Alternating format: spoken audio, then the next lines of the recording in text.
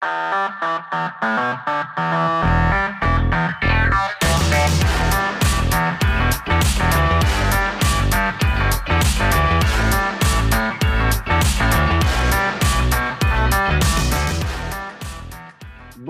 à toutes, bonsoir à tous, j'espère que vous allez bien, que vous avez passé un bon week-end.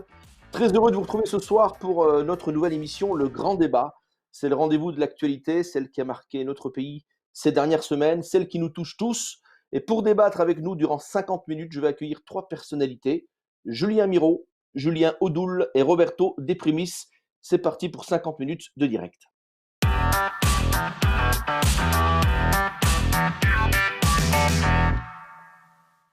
Bonsoir messieurs, bonsoir. Bonsoir. Bonsoir. Merci d'être là et d'avoir accepté l'invitation. Je suis content de vous accueillir et de participer avec vous à ce direct durant 50 minutes. Bonsoir Julien Miro, vous êtes conseiller de Montpellier Méditerranée Métropole, adjoint au maire de Castelnau-le-Lez, une commune de 20 000 habitants dans le département de l'Hérault. Vous étiez membre du parti Les Républicains que vous quittez pour rejoindre le parti Agir, la droite constructive, dont vous êtes le responsable en Occitanie. Et vous êtes aussi l'auteur du livre La digue a cédé, ils sont déjà là. C'est un témoignage d'un petit-fils d'immigrés qui met en garde sur la montée de l'extrême droite. On voit la couverture. Bonsoir, Julien Miro. Merci de votre invitation. Bonsoir Mario. Julien Audoul, bonsoir. Vous étiez tête de liste du Rassemblement national aux dernières élections municipales à Sens. Vous terminez troisième et vous êtes conseiller municipal. Vous êtes également conseiller régional de Bourgogne-Franche-Comté depuis 2016. Vous aviez également sorti un livre que vous présentez d'ailleurs au président François Hollande en 2013 lors de la 90e session du Conseil supérieur de la fonction militaire et histoire du statut militaire et de la concertation dans l'armée française. Bonsoir Julien Audoul. Ah, on a un petit problème de connexion avec Julien Audoul. On me dit qu'il y a eu un bug. Bon, il va revenir. Je vais continuer avec Roberto De Primis qui est là. Bonsoir Roberto, vous êtes professeur invité en géopolitique et analyse de risque à l'Université de Paris 1 Panthéon à la Sorbonne et à l'École internationale de management de Genève. Vous êtes aussi le président du cabinet Heure Intelligence.eu qui conseille et protège des groupes privés de leur stratégie et leur expansion. Vous êtes diplômé en sciences politiques, spécialiste de politique américaine et européenne, et je rappelle que vous avez été diplomate à New York auprès des Nations Unies. Bonsoir Roberto De Primis. Bonsoir et merci de cette présentation et quel honneur d'être avec vous. Merci à vous. On va commencer puisque voilà, le réalisateur nous dit qu'il y a un petit souci, mais que ça devrait se rétablir. Voilà. Alors une première question qui me brûle un peu les lèvres. Nous avions deux Julien, bon, il en reste plus qu'un, mais tous les deux issus de partis politiques. Vous étiez, Julien Miro, vous faisiez partie du parti Les Républicains, et vous avez démissionné pour rejoindre Agir, qui fait partie d'ailleurs de la majorité présidentielle. Pour quelle raison ? Vous savez, moi j'ai un parcours qui est finalement assez simple. C'est que j'étais chez LR, j'ai d'ailleurs beaucoup d'amis chez LR, et puis je ne collais plus, disons, avec la radicalisation du parti ou de certains du parti. Et donc je me suis dit finalement, je n'ai plus tellement d'attache avec LR, et puis je suis revenu dans une droite qui est une droite modérée. Et modérée, j'insiste, ça veut pas dire mou, ça veut dire qui est une droite équilibrée. Et donc Agir, c'est cette droite constructive, équilibrée. Mais je reste un ancien de LR, déçu du tournant de LR, mais un nouveau de Agir, disons. D'accord, je rappelle que le président d'Agir est Franck Riester, qui a été le ministre de la Culture d'Emmanuel Macron et qui est aujourd'hui ministre délégué chargé du commerce extérieur et de l'attractivité. Est-ce que Agir est un vrai parti à part entière ou c'est juste le parti qui suit, quoi qu'il en soit, Emmanuel Macron ? on pourrait le croire, puisqu'on est habitué en réalité à avoir des partis qui suivent et des partis qui s'opposent. Moi, ce que j'ai apprécié chez Agir, c'est la capacité à dire oui mais et à dire non. Je peux d'ailleurs vous dire que il se trouve que l'un des premiers budgets, on ne l'avait pas voté, l'un des premiers budgets de la majorité. Il y a sur des textes sur lesquels on s'abstient, et moi je crois qu'il faut qu'on entretienne cette capacité à savoir, comme dans la vie en réalité, dire oui, dire non, et c'était un peu aussi cette démarche de dire on peut avoir une approche qui est une approche équilibrée, et on parlait de modéré, mais vous voyez finalement c'est aussi une droite équilibrée, voilà. On va parler évidemment de cette crise qui nous touche toutes et tous. Je vais vous donner quelques chiffres. Ce sont ceux de la Covid et du nombre de décès qui est en baisse depuis quelques jours, fort heureusement. Hier, 215 morts, 13 157 nouveaux cas.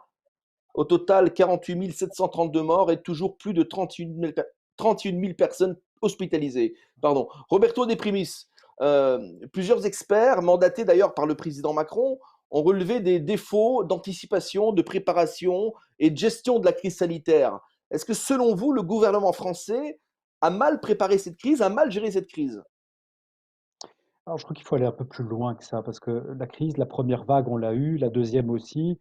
Je crois qu'un ensemble d'experts, surtout internationaux au niveau de l'Organisation mondiale de la santé, sont en train de demander aux différents gouvernements, surtout occidentaux ici en Europe, de faire très attention à se préparer pour une troisième vague. Et comment le faire? C'est de dépister un maximum et d'isoler alors les personnes qui seraient encore infectées et ou alors avec l'arrivée d'un vaccin. Il faut juste se dire une chose, parce que il est facile peut-être de critiquer, mais il faut peut-être se tourner en rien vers l'avenir et de voir comment le gouvernement actuel a quand même négocié très tôt et très vite avec des grandes sociétés pharmaceutiques l'accès à des vaccins. Donc, ils ont, je crois que la commande est aux alentours de 100 millions de doses, ce qui est énorme parce que moi, je suis basé à Bruxelles et donc le gouvernement belge n'a pas pu demander autant de doses et surtout n'a pas eu autant de leviers pour diminuer le prix par dose.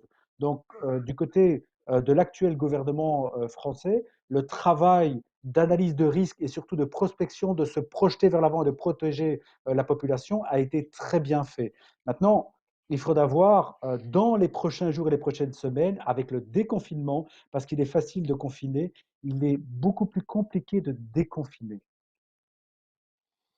On a un nouveau Julien Audoul qui est avec Oui, nous. Nous sommes heureux de vous revoir, Julien. Ça va? oui, Tout est en place? les aléas du direct. Oui, oui, j'ai été coupé par mon iPad. Bon, je disais, on va revenir juste pour nos auditeurs qui nous suivent. Oui, vous êtes passé du Parti socialiste au Rassemblement national. Comment ça se fait? Alors, pas exactement. En fait, il faut pas lire ce qu'il y a écrit sur Wikipédia, où il y a souvent des informations qui sont collectées de Il n'y a manière un pas que peu. Wikipédia qui le dit. Oui, oui, enfin, il y a des articles de presse. Quelquefois, il y a des journalistes qui effectuent le même travail que les contributeurs de Wikipédia, qui ne sont là que pour nuire et dont les informations ne sont pas forcément très pertinentes. Non, moi, je n'ai jamais été adhérent au Parti socialiste, j'ai jamais milité au Parti socialiste. J'ai pris ma carte, en effet, au PS en 2006 parce que c'était le seul moyen de participer à l'époque à la primaire ouverte. Enfin, fermée, je veux dire, la primaire qui rassemblait à l'époque, c'était Laurent Fabius, Dominique Strauss-Kahn et Ségolène Royal. Moi, j'avais envie de désigner le candidat du PS, donc de la gauche, pour l'élection présidentielle. Et donc, le seul moyen, c'est de prendre sa carte. Mais je n'ai jamais partagé les convictions du PS, jamais tenu un tract du PS dans la main, j'ai jamais été militant du PS. Donc, D'accord. voilà pour les explications. D'accord. Et Bon, on ensuite, parlait justement de la crise sanitaire qui nous touche tous, et on se demandait est-ce que le gouvernement français n'avait pas finalement mal préparé ou mal géré cette crise. Qu'en pensez-vous? bah, je pense ce que la majorité des Français pensent, c'est que le gouvernement et puis Emmanuel Macron ont été totalement dépassés par cette crise. Dépassés, ils ont été inconséquents, ils ont, je dirais, fait preuve de beaucoup de légèreté et de beaucoup d'amateurisme. Ça s'est vu à tous les niveaux de la crise, hein, que ce soit sur les masques, que ce soit sur les tests, que ce soit sur les frontières aussi.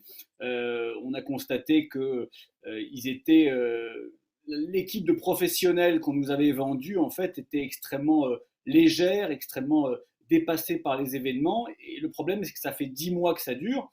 On aurait pu espérer que la première crise, la première vague serve de leçon et apprenne au gouvernement à gérer, à mieux anticiper. En fait, on a exactement le même amateurisme, on a exactement les mêmes travers aujourd'hui, donc fin novembre, qu'au mois de mars. Donc c'est ça qui est quand même problématique, c'est qu'on a une équipe qui n'a pas le niveau, qui ne sait pas faire preuve de responsabilité tant sur le front sanitaire que sur le front économique, parce que nous sommes perdants dans les deux domaines, et surtout qui ne retient rien, qui ne retient pas des leçons passées et qui ne retient aucune des leçons qui sont enseignées à l'étranger aussi, hein, parce qu'il y a des États, que ce soit en Europe ou ailleurs en Asie par exemple, qui s'en sortent beaucoup mieux que nous.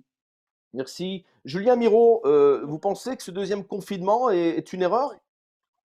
Non, mais déjà, sur ce que vient de dire Julien Audoul, on est évidemment en désaccord. On a le prénom en commun, mais on n'a pas les idées en commun.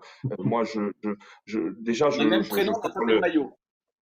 Oui, voilà, tout à fait. Moi, je parle pour moi, je sais pas très honnêtement ce que pense la majorité des Français. Je laisse chacun s'exprimer pour soi. Ce que je crois, c'est que on a, et le gouvernement compris, a aussi appris au fur et à mesure de la crise, a découvert la crise au fur et à mesure. Et moi, contrairement à ce que dit Julien Audoul, moi, j'ai l'impression que quand on regarde les pays européens, les pays voisins, j'ai pas l'impression qu'on soit en décrochage ou en décalage. Finalement, le gouvernement, il a fait ce que font un peu les ménages, ce que on fait un peu tous, tous les quatre et tous ceux qui nous écoutent, c'est que le premier confinement, on l'a un peu pris de face en essayant d'agir finalement au jour le jour, au mieux. Et puis sur le second, on voit déjà qu'on l'appréhende un peu mieux et que on apprend aussi des difficultés qu'on a rencontrées. Et donc voilà, donc moi je me positionne comme ça. Je considère sur le fond, sur l'aspect sanitaire, moi je vais vous dire, je suis pas épidémiologiste. Je suis pas médecin. Il y a un conseil scientifique. Moi, je crois qu'il faut suivre les indications du conseil scientifique et puis éviter de se positionner au-dessus du conseil. Voilà, moi, ce que je crois. Et donc, ce second confinement, je constate, puisqu'on parlait des pays européens, que finalement, on n'est pas les seuls à être dans cette seconde vague. Donc, je ne sais pas si le terme qu'emploie Julien d'amateur, je me pose quand même la question de savoir si finalement les amateurs, ils sont dans la Beaucoup de majorité ou dans Français l'opposition. On peut beaucoup de Français ont essayer, ce hein. sentiment, malheureusement. Et c'est vrai que Je peux les Français sont très angoissés de ce confinement et peut-être même un troisième. On parle d'un troisième confinement. On peut comprendre la réaction des Français. Non, mais l'angoisse, on la partage tous, mais je crois qu'il n'y a pas des camps qui s'opposent et puis il n'y a pas des amateurs et des professionnels, ou peut-être alors qu'ils ne sont pas où on croit. Évidemment qu'on a tous une forme d'angoisse, vous les premiers, moi le premier, c'est légitime. De là à considérer que c'est la faute du gouvernement, de là à considérer que si une autre politique avait été menée, on serait tous en extérieur et qu'on serait une île un peu isolée. Mais je sais que souvent, euh, malheureusement, le Rassemblement national a tendance à croire qu'on peut fonctionner un peu en île isolée, un peu recroquevillée sur elle-même. Je pense que la crise sanitaire a montré que finalement, c'était difficile. Bon, un conseil de défense, d'ailleurs, se tiendra demain à l'Élysée, juste avant l'allocution d'Emmanuel Macron. Roberto De Primis, que doit-il annoncer, le président de la République? Que va-t-il annoncer? Mais j'espère surtout qu'il rassurera la population, parce que je crois que la population est en train de vivre avec beaucoup de difficultés psychologiques ce second confinement. Je le vois à Bruxelles et je le vois avec mes amis qui sont à Paris. Ce manque de proximité, de rencontre, et pas nécessairement une rencontre au toucher, parce que ça c'est totalement impossible pour le moment, il faut garder les gestes barrières, mais au moins pouvoir rencontrer un ensemble de personnes, pouvoir recommencer à avoir un semblant de vie, parce que tout se fait à distance, tout se fait par webcam, on le voit pour nous quatre en ce moment, et c'est dommage. Euh, il faudra absolument un discours d'unité, un discours pour rassurer la nation, et très certainement, vu qu'on a passé une forme de pic dans cette seconde vague, à voir les derniers chiffres pour la France, c'est de se rendre compte à ce moment-là d'annoncer peut-être progressivement, ça pourrait rassurer la population en mettant une date bien précise, parce que par exemple en Belgique, on a bloqué une date au 13 décembre. Eh bien, en France, il n'y a pas de date précise à partir du moment où on va petit à petit, bien sûr, rouvrir certains magasins et donc avoir une nouvelle activité sociale, commerciale et surtout humaine. On parle de magasins, il y a des mots qui ont blessé les Français, les commerçants, comme les commerces non essentiels. Les commerçants se sont sentis humiliés. Il y a une jeune commerçante qui s'est donné la mort en Belgique il y a quelques jours. Une restauratrice de 36 ans a mis fin à ses jours aussi il n'y a pas très longtemps. Beaucoup de commerçants, de restaurateurs se mobilisent d'ailleurs de plus en plus parce qu'ils disent qu'ils n'ont aucune aide financière et qu'ils craignent une vague de suicides. Julien Et c'est Miro. surtout les...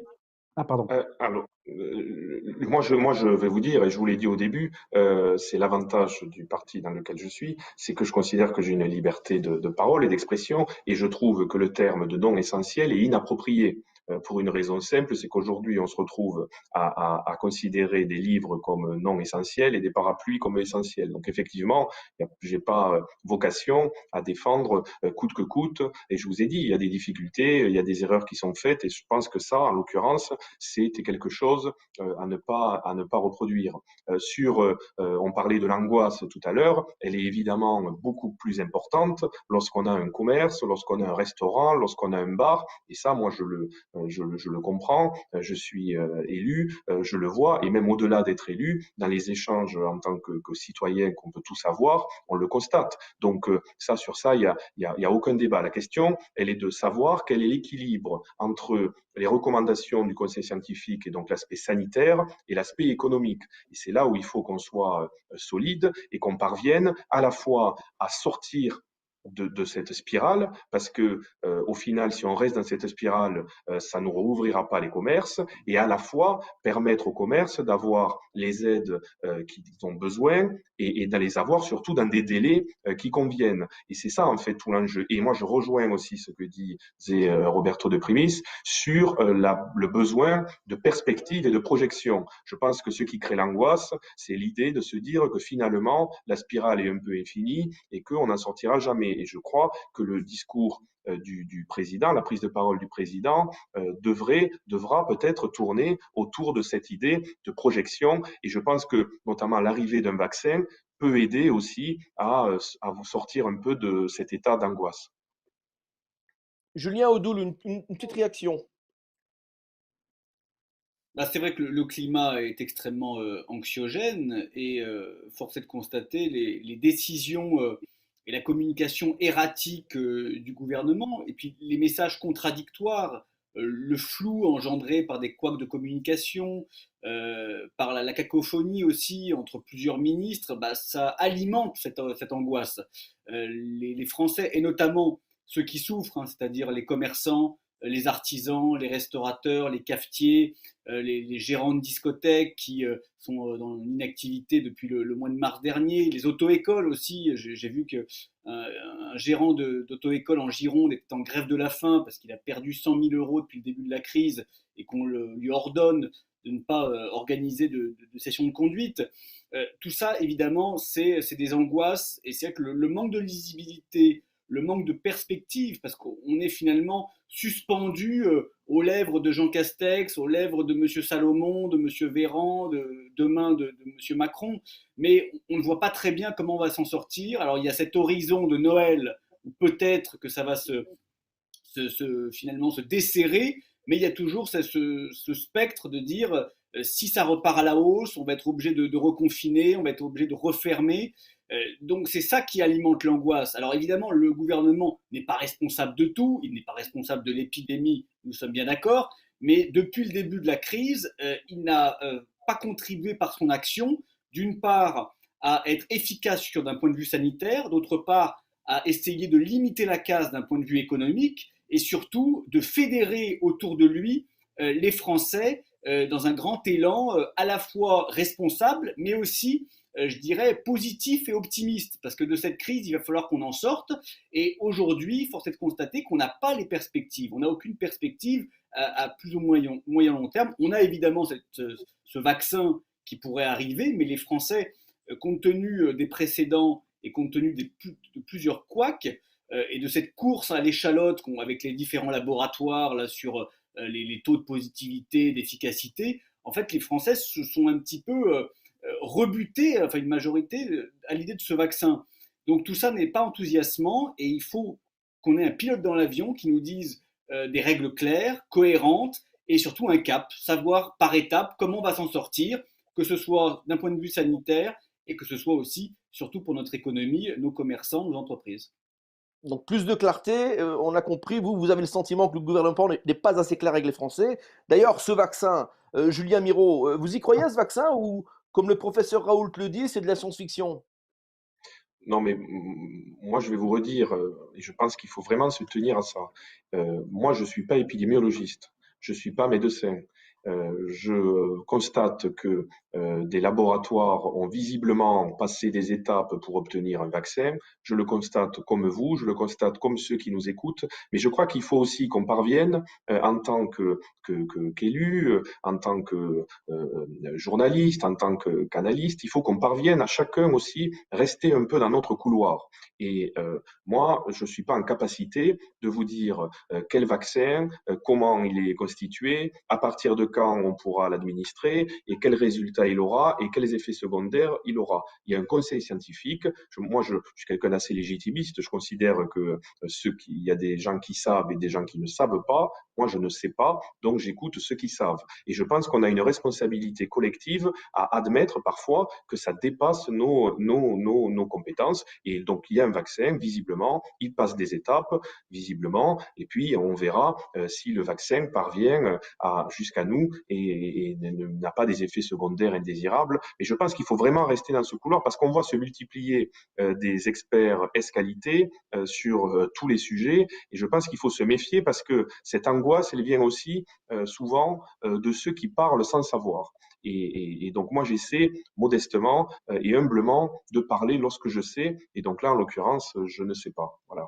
En tout cas, ce qui est certain, et on le voit tous autour de nous, c'est que les Français ne comprennent plus grand-chose. On peut aller au supermarché, dans les magasins d'électroménager, boire son café dans les stations-service, mais on peut pas aller chez le coiffeur et chez le cordonnier. C'est pas très logique tout ça. Et c'est vrai que faut pas me dire qu'il y a plus de risques d'attraper le virus dans une petite boutique que dans un supermarché qui accueille des milliers de personnes. Roberto De Primis, le Luxembourg, la Finlande ou Monaco ont choisi le couvre-feu couvre-feu à 20h ou 21h au lieu du confinement. Est-ce que c'était la solution la plus adaptée aussi pour nous?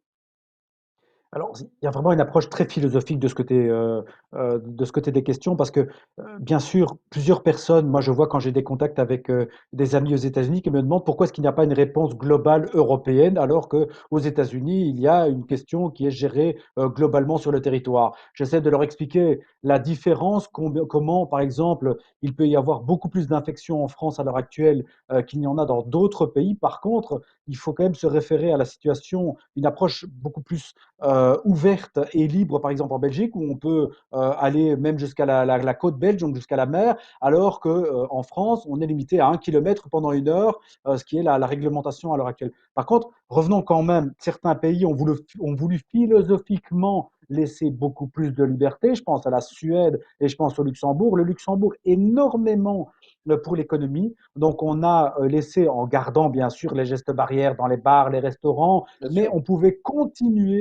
continuer à avoir un ensemble de rencontres, notamment des déjeuners d'affaires, comme j'ai été invité à quelques reprises au Luxembourg, ce qui permettait de pouvoir continuer à avoir une activité, chose qui n'est pas possible dans d'autres nations. Ça a été le choix en France, c'est le choix en Belgique ou encore autre part. Le Luxembourg est en train de le payer, je préfère quand même vous le dire ici. Il y a l'histoire du couvre-feu, mais il y a un confinement qui va avoir lieu dans les prochains jours. On est en train de réfléchir à l'opportunité de fermer bars et restaurants, soit partiellement, soit totalement. Donc, ce serait le cas comme en Italie, où on les ferme à 18 heures, ou alors toute la journée. Donc là, c'est encore à l'examen politique ces heures-ci au Luxembourg, mais comme quoi la situation est tellement diverse et philosophiquement tellement différente que sur tout le territoire européen, on aura une approche euh, vraiment compliquée. Je le disais tout à l'heure en introduction, et ça vaut pour toutes les nations européennes et toutes les nations du monde, c'est très facile de confiner, c'est très difficile de déconfiner. Il faudra le faire en se basant, et Julien Miro le dit à juste titre, il n'y a pas de parti pris de ce côté-ci de ma part, il faudra céder des experts, il faudra les écouter, il faudra faire les choses, parce que nous ne sommes pas des professionnels, nous sommes ici des politiques, des politologues, vous, Mario, le présentateur, mais il faudra suivre les personnes, do what you do best, comme on dit en anglais, donc fais ce que tu sais faire le mieux, et c'est vraiment eux, ces experts-là, épidémiologistes, virologues, qui nous donneront la voie. Alors je précise aussi que la France est d'ailleurs l'un des rares pays à avoir mis en place cette attestation. Hein, il n'y a pas d'attestation chez nos voisins européens, ou en tout cas, peut-être la Grèce, mais voilà, si je ne me trompe pas, on doit être l'un des rares pays d'Europe. Je vais vous lire juste deux, trois commentaires d'auditeurs. Laurent, restaurateur, on va crever. Voilà. Margaret, vous avez intérêt de rouvrir les commerces pour que les personnes retravaillent comme avant. Claire, au-delà de ça, il y a également les élèves des auto-écoles qui ne peuvent pas suivre leurs leçons. Ces jeunes sont bloqués et cela met en difficulté ceux qui ont besoin de leur permis pour trouver un stage ou une alternance. Voilà, enfin plein de messages. On va clôturer ce chapitre et on va passer, si vous le voulez bien, à un autre chapitre qui est très important. C'est le projet de loi sécurité globale. Ce projet de loi est de plus en plus controversé. Il vise à renforcer la sécurité et plusieurs articles dérangent d'ailleurs, dont l'article 24 au sujet de la diffusion malveillante d'images d'intervention des forces de l'ordre. Je cite, est puni d'un an d'emprisonnement et de 45 000 € d'amende le fait de diffuser l'image du visage ou tout autre élément d'identification d'un fonctionnaire de la police nationale ou d'un gendarme lorsqu'il agit dans le cadre d'une opération de police. Julien Audoul, que pensez-vous de cette loi, de ce projet de loi? Alors, ce projet de loi qui est attractif dans son appellation, hein, c'est vrai que quand on parle sécurité globale, on se dit que ça va être un vaste plan pour restaurer donc la première des libertés qui n'existe plus en France, c'est-à-dire la sécurité. Malheureusement, c'est vrai que c'est un texte qui est très insuffisant, qui ne répond pas à l'enjeu majeur, c'est-à-dire lutter contre l'explosion de la délinquance, de la criminalité et enrayer donc la spirale de l'ensauvagement dans notre pays, hein, qui est une réalité. Moi, je le vois tous les jours dans ma région. Hein. Encore il y a quelques jours, des guet-apens de policiers dans le département de la Saône-et-Loire, de pompiers. À Montbéliard, encore hier, donc des racailles qui ont volé un véhicule de chantier pour aller démonter donc des poteaux où il y avait des caméras de vidéosurveillance. Enfin, tout ça, c'est le lot quotidien. Et c'est vrai que dans ce contexte-là, nos forces de l'ordre, parce qu'elles représentent la République, parce qu'elles représentent la France, parce qu'elles portent un uniforme, sont évidemment en première ligne et sont devenues du gibier pour des délinquants, du gibier pour des bandes séparatistes qui sont de plus en plus violentes, il faut bien le dire, donc que ce soit des attaques au mortier, que ce soit des jets de pierre, que ce soit des attaques au couteau ou autres.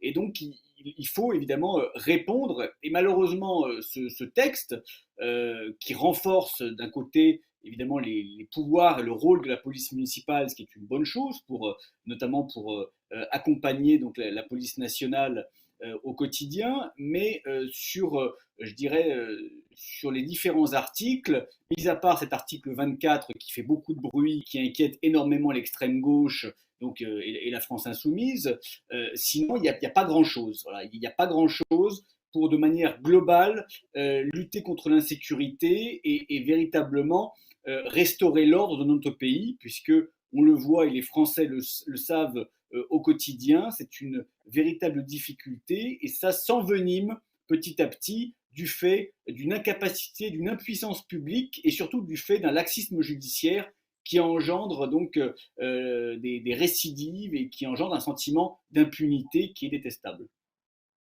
Julien Miro, on l'a vu ce samedi partout en France, plus de 25 000 manifestants. Les gens s'inquiètent pour la liberté de la presse, la liberté d'information. Marine Le Pen a dit que cette loi allait dans le bon sens. Vous êtes d'accord avec elle, Julien Miro? La question, elle n'est pas de savoir si je suis d'accord avec Marine Le Pen ou pas. La question, elle est sur l'article 24. En réalité, on se retrouve dans un débat qui consiste soit à prendre position pour les forces de l'ordre ou pour les journalistes. Moi, je trouve que c'est une approche qui, en réalité, n'a pas tellement de sens.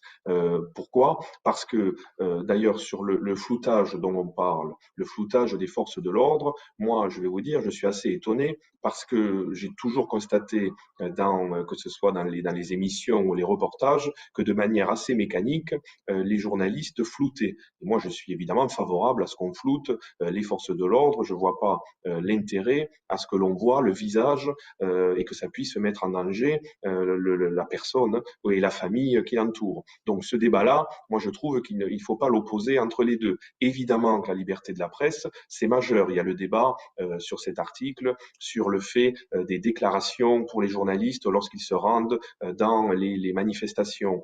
Ce débat-là, il est important, mais la liberté de la presse, moi je vais vous dire, il y a quelques jours, on ne peut pas, il y a quelques jours, défendre la liberté de la presse et la liberté d'expression tous ensemble, et puis quelques jours après dire finalement c'est une question qui n'a aucune importance. Donc moi je vais vous dire, j'ai l'impression que sur cet article 24, il y a eu quelques maladresses ou quelques en tout cas incompréhensions, mais qu'au final, je vois plus tellement où est aujourd'hui le débat.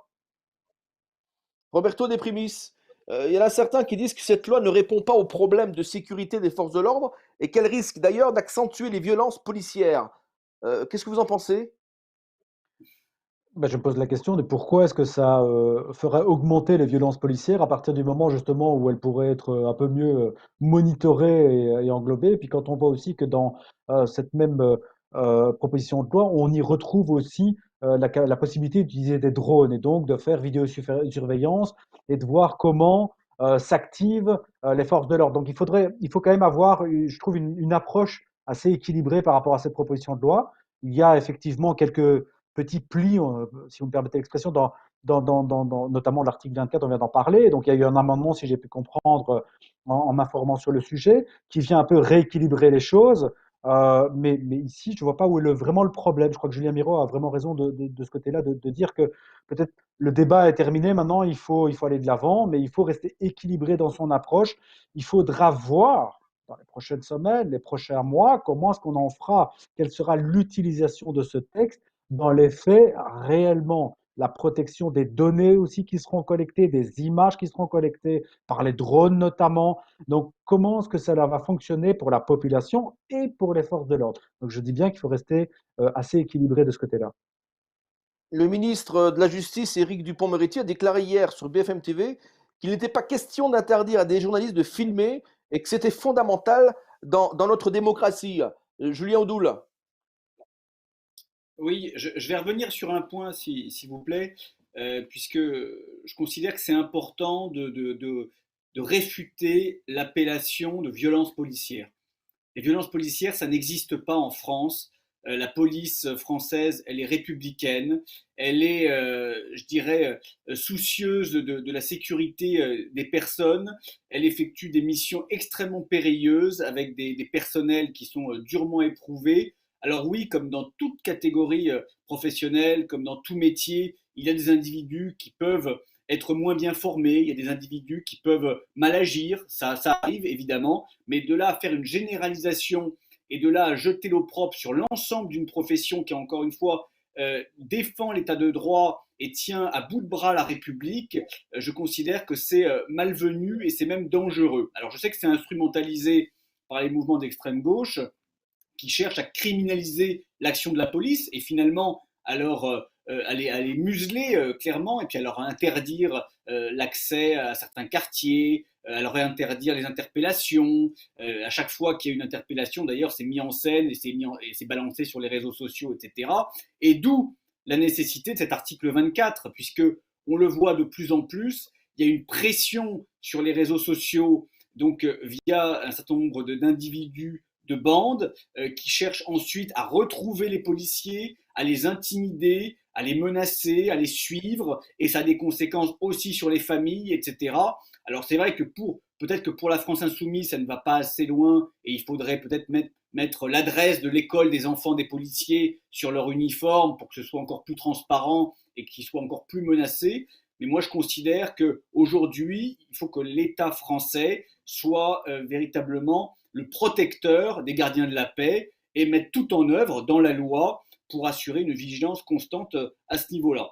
Alors après, encore une fois, cet article 24 n'a jamais empêché les gens et les journalistes de filmer les manifestations, de filmer donc ce qui pouvait s'y passer. C'est juste un moyen qui me semble extrêmement important compte tenu du contexte, de protéger aujourd'hui les policiers. Je rappelle qu'il y a quand même 2 policiers qui ont été égorgés lors d'un attentat islamiste à Magnanville en 2016, donc devant leur petit garçon, parce qu'ils ont été, à un moment donné, ils ont été identifiés, ils ont été suivis.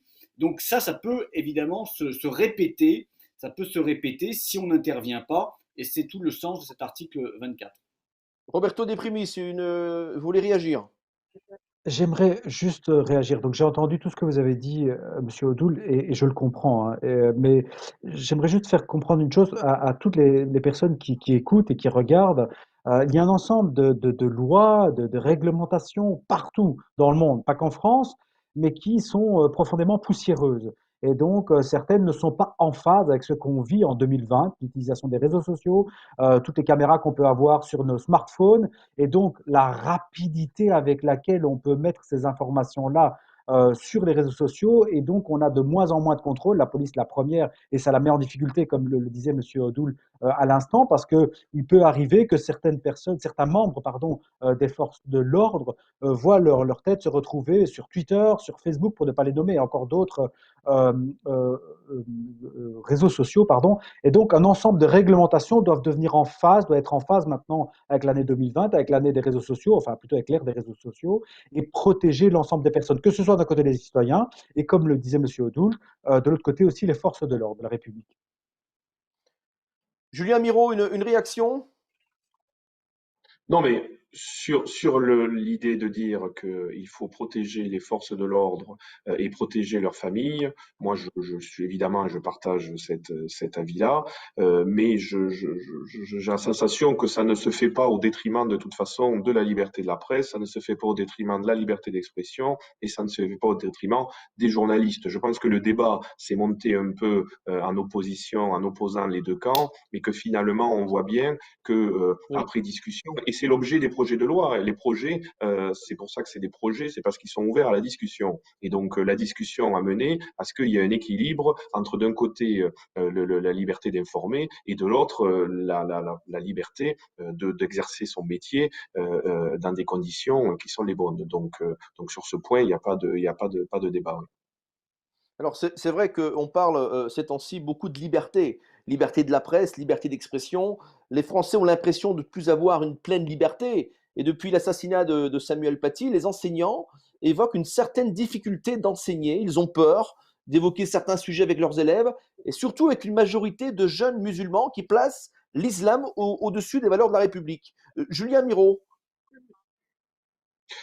La volonté des terroristes islamistes, c'est de créer un climat d'angoisse et de peur. Et force est de constater que même si on essaie tous de rester unis et de rester lucides, que ce climat s'installe. Ça, il faut le constater.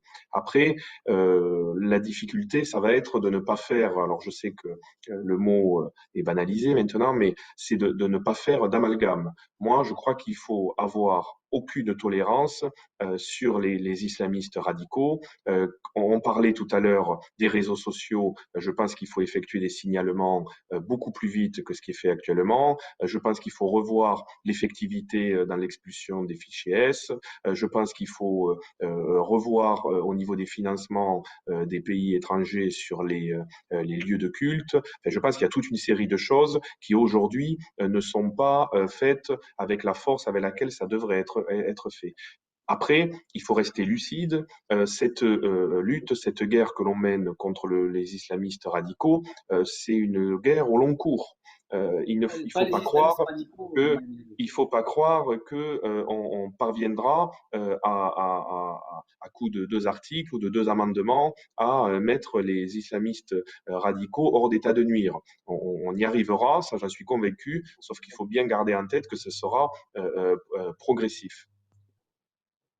Julien Andoul, vous vouliez réagir? Oui, parce qu'il y a un problème sémantique déjà. L'islamisme est une radicalité. Voilà. Il n'y a pas besoin d'y mettre un adjectif.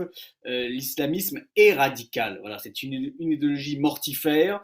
On parle d'islam radical ou d'islam politique. On ne parlait pas de nazisme modéré ou de nazisme radical. Le nazisme, c'est le nazisme. L'islamisme, c'est l'islamisme. Déjà, faut bien nommer les choses. Ensuite, euh, là, on n'a pas le terrorisme islamiste n'est que finalement alors évidemment que c'est le volet le plus sanglant, le plus brutal, le plus effrayant de l'islam politique, mais c'est pas le plus majoritaire et c'est pas quelque part c'est pas le plus dangereux parce que ce qui est dangereux aujourd'hui dans notre pays, c'est l'avancée d'un islam politique partout et c'est finalement le reniement de nos valeurs. La liberté d'expression, évidemment, en fait partie. L'égalité homme-femme en fait partie. On le voit évidemment avec des pressions dans nos écoles. Il y a une libération de la parole qui s'est effectuée donc après la décapitation effroyable de Samuel Paty, où énormément d'enseignants nous disent que ça fait des années qu'ils ne peuvent pas enseigner les programmes de la République dans des classes qui sont composées d'une majorité d'élèves issus de l'immigration arabo-musulmane ou de culture arabo-musulmane.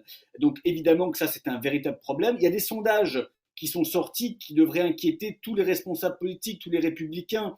Quand vous avez 57% des jeunes musulmans qui considèrent que la charia est au-dessus des lois de la République, que les lois de Dieu sont au-dessus des lois de la République, mais c'est terriblement inquiétant. C'est terriblement inquiétant et c'est un échec cuisant pour les différents gouvernements qui se sont succédés, l'échec cuisant du vivre ensemble, l'échec cuisant de l'immigration massive, l'échec cuisant aussi de l'assimilation qui a été abandonnée donc, par nos dirigeants depuis tant d'années.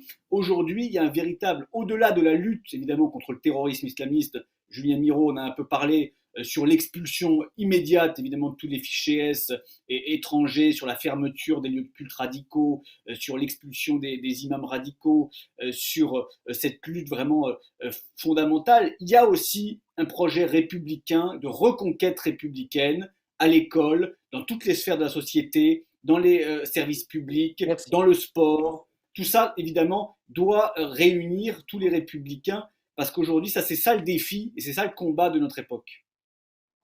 Mais Julien Andoul, Mario, vous voulez réagir? si je Julien peux Miro, pardon.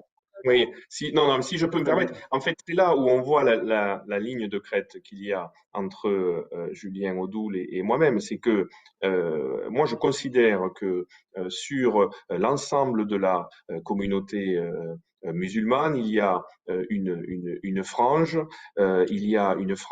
radicale, et que c'est sur cette frange radicale qu'il faut qu'on lutte et que la communauté musulmane lutte elle-même.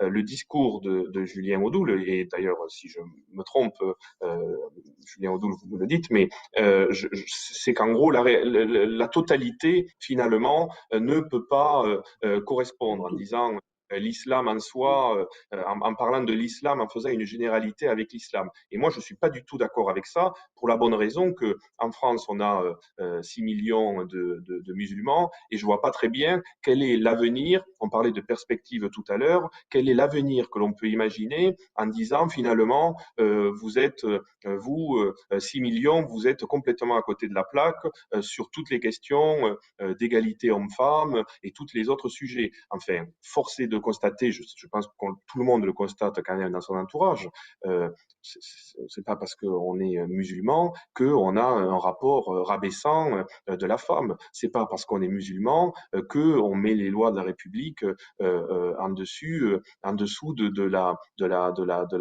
l'islam. Qu'il y ait des sondages qui disent ce qu'ils veulent. Moi, j'ai connu les sondages et je dois avouer qu'ils n'ont pas toujours dit la vérité. Donc, je pense qu'il faut se fixer à des expériences expériences de vie, à des rencontres. Et moi, je suis vraiment dans l'optique de dire, sur l'ensemble des musulmans, il y a une frange qui est une frange radicale sur laquelle on doit lutter, ceux qui ne le sont pas et ceux qui le sont. Voilà. Et c'est ça la perspective. Merci Julien Miro. Roberto De Primis, le monde arabe, on le sait, depuis quelques semaines, appelle au boycottage des produits français, depuis les propos qu'a Mhm. tenus Emmanuel Macron sur les caricatures de Mahomet. Est-ce que le président a été maladroit pour vous en prononçant cette phrase nous ne renoncerons pas aux caricatures? Non, parce que cette liberté, bon, il faut comprendre aussi que tout ce qui est blasphème, par exemple, dans certaines nations, est complètement interdit, mais même les nations européennes, en Allemagne, ça l'est. Mais cette liberté, parce qu'on parle de liberté jusqu'ici, bien plus qu'un droit dans nos pays, mais surtout en France, c'est une valeur. Et je crois que tout simplement, le président a voulu rappeler le fondement même de cette valeur que l'on retrouve dans la Déclaration des droits de l'homme et qui est vraiment un des piliers comme valeur de la République française. C'est purement et simplement ce qu'il a voulu faire remarquer. Donc, qu'il ait bien fait ou mal fait, je ne suis pas là pour le juger, mais par contre, il a voulu rappeler dans sa veste de président de la République l'importance même de cette valeur. C'est important de se le rappeler, que ce soit en France, mais même sur la scène internationale. Alors, le président Emmanuel Macron a appelé la semaine dernière à refonder Schengen et veut renforcer la lutte contre l'immigration. Et Marine Le Pen plaide depuis longtemps pour le strict retour des frontières. Julien Audoul, est-ce qu'il faut vraiment aller, comme Marine Le Pen le souhaite, jusqu'à abolir l'espace Schengen? Alors, si vous le permettez, je vais juste revenir sur les propos de Julien Miro pour les clarifier. Rapidement, si Déjà, c'est possible. rapidement. Pour nous, au Rassemblement national, et pour moi particulièrement, il n'y a pas de communauté musulmane en France. Voilà. Il y a des Français de confession musulmane, il y a des citoyens français de confession musulmane, et nous nous traitons avant tout comme des citoyens. Après, leur religion, leurs croyances, qui ne sont que des opinions. Hein. Je rappelle en droit français, on ne naît pas musulman, on ne naît pas chrétien. La religion est une opinion qui peut être critiquée, et ça rejoint évidemment les caricatures de Charlie Hebdo, qui peut être critiqué aussi avec outrance, et ça rejoint les déclarations, les critiques de la jeune lycéenne Mila, et une religion aussi dont on peut quitter. Voilà, c'est-à-dire une opinion qu'on peut quitter, et ça rejoint aussi ce que cherchent à nous imposer les islamistes, c'est-à-dire l'apostasie. Tout ça, encore une fois, c'est un combat qu'il faut mener globalement et ne pas vouloir voir la réalité, c'est-à-dire qu'aujourd'hui, il y a ce problème et les problèmes ne viennent pas de terroristes islamistes ou d'individus radicalisés. Les problèmes viennent d'abord d'individus qui ne sont pas assimilés à nos valeurs, qui ne les comprennent pas, qui ne les comprennent plus, et en tout cas qui sont aujourd'hui les adversaires des lois de la République, de nos principes républicains. Et ça, c'est le combat qu'il faut Merci, mener, je dirais, dès le plus jeune âge à l'école. merci Julien Audoul. On va changer de sujet, on va parler des élections, des prochaines élections régionales et départementales qui sont prévues en mars 2021, mais on se dirige vers un report en juin 2021. Julien Miro, est-ce qu'il faut reporter ces élections? Ouais, moi, de ce que j'ai compris, c'est que le rapport de Bray indique que la date retenue serait plutôt la date de juin, avec une clause de revoyure qui, en gros, permettrait, le moment venu, de voir si la situation sanitaire le permet. Deux choses. La première, c'est que je crois que ceux qui nous écoutent, la date des élections, elle arrive vraiment en dernière position dans leur ordre d'intérêt. Mais je comprends qu'il faut évidemment la respiration démocratique ait lieu et donc c'est normal de se préoccuper des élections. Ce qu'il faut bien comprendre, c'est que l'enjeu, c'est pas le jour du vote. L'enjeu, c'est que pour faire un vote en conscience, encore faut-il avoir pu faire une campagne. Et si vous faites le vote en juin, ça veut dire qu'en gros, vous faites votre campagne en avril-mai. Donc, ça veut dire que vous partez du principe qu'au 1er avril, en gros, le virus n'est plus là et on peut avoir une campagne de contact, d'échange. Voilà. En laissant la date en mars, ça voulait dire qu'en réalité, au 1er janvier, le virus nous laisse le temps de faire la campagne. Bon, donc je crois qu'il faut prendre des précautions. Je pense que les questions de date sont finalement secondaires et qu'il faut d'abord, toujours pareil, se positionner par rapport à l'avis du conseil scientifique. Donc moi, je suis ravi qu'on l'ait déjà décalé en juin, ça permettra de le décaler dans le débat, et surtout qu'on ait mis une clause de revoyure, parce que personne véritablement sait où on en sera en juin. Julien Miro, quelles sont vos ambitions pour les prochaines élections régionales? Moi, j'ai déjà l'ambition qu'elle se tienne dans des conditions où on puisse faire campagne et qu'on ne reprenne pas ce qu'on a vécu lors des élections municipales, avec des élections séparées, avec 2 tours séparés de quelques mois. Moi, la mission que j'ai, je suis d'une région où le Rassemblement national a fait des très bons scores au premier tour lors des dernières régionales, puisque Louis Alliot est arrivé en première position. Et si en réalité on n'avait pas, s'il n'y avait pas eu une fusion des régions, aujourd'hui, le Front National présiderait la région Languedoc-Roussillon. Donc, et c'est d'ailleurs le thème de mon livre. Si la digue ACD, ils sont déjà là, c'est parce que, en tout cas, chez nous, ils sont déjà là. Donc, moi, mon ambition, c'est que on parvienne à montrer qu'il y a un projet sur l'emploi qui va être une des grosses préoccupations des régionales, sur l'emploi, sur l'économie, qui est, et au-delà des questions sécuritaires qu'on a déjà abordées, mais les compétences des régions sont plutôt des compétences aussi sur l'économie, sur le domaine économique, ces questions-là, formation professionnelle, transport, qu'on parvienne à montrer qu'on a un projet qui inclut tout le monde et qui n'est pas un projet de camp contre camp. Et ça, c'est mon ambition pour les régionales de mars ou de juin ou d'après. Merci. Julien Oudoul, vous allez être candidat du Rassemblement national pour la prochaine présidence de la région Bourgogne-Franche-Comté? Je suis conseiller régional sortant de Bourgogne-Franche-Comté. Je suis le président du groupe RN actuellement. Donc j'ai candidaté pour représenter, pour conduire la liste de mon mouvement aux prochaines élections régionales. Alors on verra si c'est en juin. J'espère que ce sera en juin, parce que ça me semble être la bonne date compte tenu de la crise sanitaire et comme le dit précédemment Julien Miro, pour nous permettre de faire campagne, puisque il faut bien dire on a tous subi, on a tous en mémoire donc le Waterloo démocratique des élections municipales qui a été cataclysmique, donc avec des chiffres effrayants. Moi, dans ma ville de Sens, c'est seulement 35% de participation donc pour le premier tour du 15 mars, avec un deuxième tour qui n'a intéressé personne, évidemment, 3 mois après. Donc l'idée, c'est vraiment d'éviter ce fiasco, qu'on puisse avoir une campagne aussi cohérente et aussi aboutie que possible pour pouvoir mobiliser les électeurs, parce que c'est un enjeu démocratique majeur. C'est un enjeu aussi économique important, puisque les régions, on le sait, ont des prérogatives extrêmement importantes. Donc, pour sortir de la crise, pour accompagner notamment le développement économique et pour relancer tout simplement l'action dans nos territoires, évidemment qu'il va falloir des exécutifs qui soient, si possible, bien élus pour avoir une légitimité démocratique. Donc ça, c'est l'enjeu. Et puis, le temps de la campagne viendra. Là, je pense que nos compatriotes, c'est le cadet de leurs soucis. Là, ce qu'ils souhaitent déjà, c'est avoir une trêve, la trêve de Noël qui fera beaucoup de bien après une année éprouvante. Et puis, toutes les difficultés, évidemment, liées au chômage, aux plans sociaux, les difficultés économiques des commerçants, tout ça, c'est ce qui les occupe. La campagne électorale pour les régionales viendra en son temps. Merci. Roberto De Primis, avec le climat qu'on connaît aujourd'hui, est-ce que vous pensez que Marine Le Pen peut avoir des chances de devenir la prochaine présidente de la République française? D'aller jusque le top 2 et donc le second tour, elle a toutes ses chances. Il faudrait à ce moment-là avoir un peu plus d'équilibre dans les personnes qui seront à côté d'elle. Il faudra voir comment les deux pôles se retrouveront.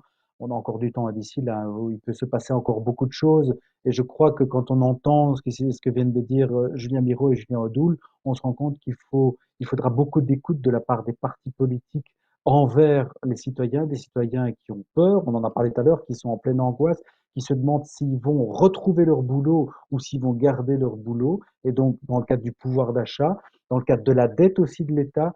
Donc je crois que bien plus que penser d'arriver en tant que président de la République, mais surtout au second tour, il faudra voir comment les partis politiques vont faire en partie, en tout ou en partie plutôt, une refonte de leur écoute et de leur programme envers les citoyens. Parce que le programme, il est là, mais c'est l'interaction même. on en parlait maintenant pour les futures élections qui auront lieu. Comment est-ce que vous voulez faire une campagne électorale, peut-être à l'américaine, comme ça a été le cas avec Joe Biden, même si Donald Trump a été quand même sur le terrain. On se rend compte que de l'autre côté, Joe Biden, même s'il a été élu, il l'a fait majoritairement pendant plus d'un mois et demi depuis la cave de sa maison dans le Delaware.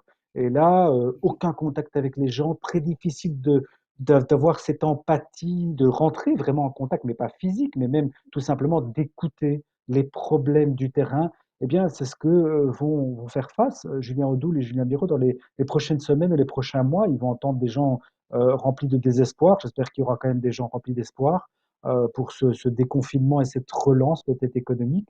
Et il faudra voir aussi comment l'Union européenne pourra entrer dans le jeu avec un plan d'aide qui sera beaucoup plus global, qui aidera chacun des pays de manière différente, la France, la Belgique ou d'autres. Julien Miro, si Emmanuel Macron est à nouveau le candidat, est-ce que Agir va suivre automatiquement le président de la République ou il pourrait suivre un candidat comme Xavier Bertrand, par exemple, ou Bruno Retailleau? Alors, c'est pas tout à fait les mêmes profils, vous en conviendrez, entre les trois. Moi, ce que je constate, c'est que, je vous l'ai dit, rien n'est automatique. Ça, c'est une des caractéristiques et l'ADN de Agir. Ce que je constate, c'est que pour le moment, depuis que Emmanuel Macron est à l'Élysée, que finalement, on se retrouve dans la plupart des réformes qui sont mises en place, en concédant des maladresses, en concédant des difficultés, mais aujourd'hui, vous savez, souvent, on se pose la question, moi je parle pour aussi la droite modérée. Beaucoup disent, mais il faut trouver le candidat de la droite modérée. Mais moi, le candidat de la droite et de la droite modérée, je le connais, il est déjà là et il s'appelle Emmanuel Macron. Merci Julien Miro. On va terminer ce grand débat avec les unes de la presse. On commence avec la une du Figaro, qu'on va voir à l'écran. Voilà comment la France se prépare à l'arrivée des vaccins. On a aussi la une de la Croix qui suit comment réussir le déconfinement. Voilà, la une de Libération avec Nicolas Sarkozy qui est jugé pour corruption depuis ce lundi. Une première pour un ancien président de la République. On a la une d'Aujourd'hui en France. C'est le Big Bang du télétravail. Effectivement, la une de l'Humanité. En rapport avec la loi de sécurité globale, résistons avec le point levé des manifestants ce samedi en France. La une de la Dépêche. Et si on votait par correspondance? Tiens, Roberto De Primis, vous qui êtes un expert en la matière, cette idée fait polémique chez nous, mais on l'a vu aux États-Unis lors des dernières élections. Que pensez-vous du comportement d'abord de Donald Trump qui ne veut toujours pas reconnaître sa défaite, et puis de ce vote par correspondance?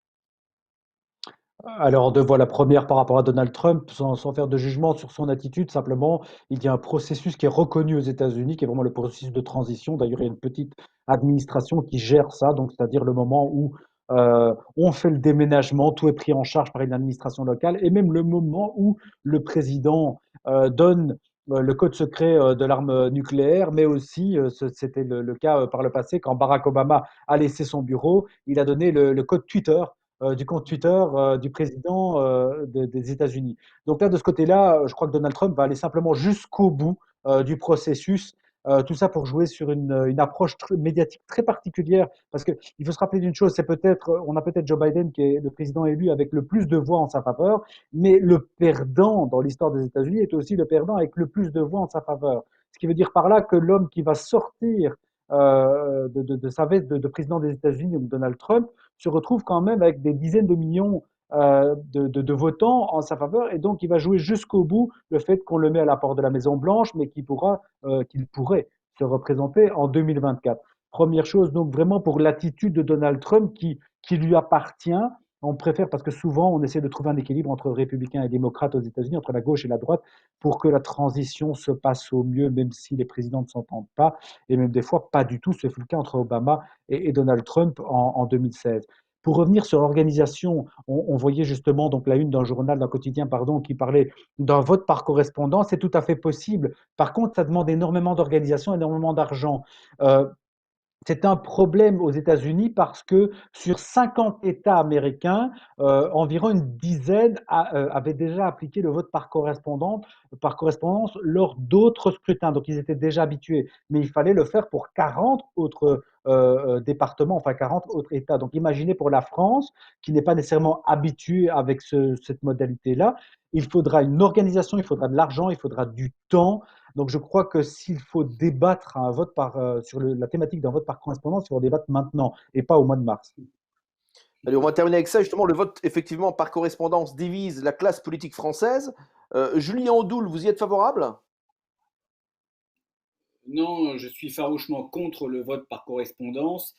D'ailleurs, l'exemple américain ne va pas rassurer les Français quand on voit cette espèce de, de- de fiasco vraiment à ciel ouvert. Moi, je considère que pour que notre démocratie soit apaisée, on restaure le lien entre les citoyens et la chose publique et le vote, hein, tout simplement, hein. C'est des mesures tout autres, hein. C'est notamment la proportionnelle intégrale à toutes les élections qui permettrait notamment à ce que tous les courants de pensée, toutes les opinions soient représentées et ça inciterait davantage les Français à se mobiliser aux urnes. Je ne suis pas sûr que le vote par correspondance qui induirait et qui générerait toujours une suspicion de fraude et de manipulation soit propice à mobiliser les électeurs et à rassurer les Français. Donc attention avec ces fausses bonnes idées. Moi, je considère qu'il faut plutôt essayer d'orienter vers une plus large représentativité de toutes les élections, donc avec cette proportionnelle intégrale que nous demandons, que le MoDem demande aussi dans la majorité depuis des années. Mais est-ce que le vote par correspondance n'est pas une manière de combattre l'abstention, Julien Miro? Oui, moi je suis farouchement pour le vote par correspondance. Déjà parce qu'on voit bien dans la situation sanitaire qu'on vit, il aurait permis justement, comme le soulignait Julien Audoul tout à l'heure, que les municipales soient moins complexes. Donc ça aurait déjà peut-être aidé à ce qu'on ait des niveaux de vote qui soient pas à 30%, mais qui soient plus élevés. Je pense que il y a aussi certaines personnes dans la population, les personnes parfois âgées, les personnes en situation de handicap, qui ont des difficultés, peut-être qui auraient plus de facilité à voter par correspondance. Donc moi, pour ces questions-là, je suis plutôt favorable. Je rejoins ce que dit Roberto de Primis. Évidemment, il faut que ça soit encadré, mais vous savez, on paie nos impôts par correspondance finalement, on les paie à distance. Donc je pense que si on arrive à payer nos impôts à distance, je pense qu'on arrivera à mettre un bulletin de vote, ce qui est déjà beaucoup plus facile qu'aux États-Unis, parce que les États-Unis, c'est toute une série de questions auxquelles il faut répondre. Donc je fais confiance à l'État qui peut s'inspirer de l'administration fiscale pour nous permettre de faire ça de manière sécurisée. Et je complète sur la question de la proportionnelle. Je crois que effectivement la proportionnelle, le débat a été ouvert depuis longtemps. C'est une manière de gagner en représentativité et je pense que c'est pas incompatible avec le vote par correspondance ou le vote à distance. Je sais pas comment il faut Je vous l'appeler. remercie. Je vous remercie. On va se quitter là-dessus sur le pour et le contre des deux Julien de ce soir. Julien Miro, vous êtes l'auteur du livre La digue a cédé, ils sont déjà là. Voilà, je voulais le redire avant la fin de l'émission. Merci à vous trois, messieurs, d'avoir échangé dans le respect. Ça fait beaucoup de bien. C'est la fin de cette émission Le Grand Débat. Julien Miro, Julien Audoul, merci beaucoup. Roberto De Primis, merci. Merci. Merci d'avoir Merci de participé votre à invitation. ce débat en toute simplicité. Je remercie aussi tous ceux qui ont contribué à ce direct, notamment à notre réalisateur Stéphane et notre webmaster Théo Lespinard. Merci à vous aussi de nous avoir suivis. Je vous donne rendez-vous pour notre Welcome Magazine Live pour une rencontre plus détendue avec la chanteuse Chimène Badi vendredi prochain. Merci à tous, portez-vous bien et soyez prudents. Bye bye. Nous vivons tous dans le même monde, et pourtant nous le percevons différemment. Beaucoup verront une esquisse. Pour nous, c'est un caractère qui se dessine. La plupart verront un nouveau modèle. Nous ouvrons aujourd'hui une nouvelle ère. Certains s'arrêtent à ce qu'ils voient. Nous regardons bien au-delà. Le futur nous anime. Audi.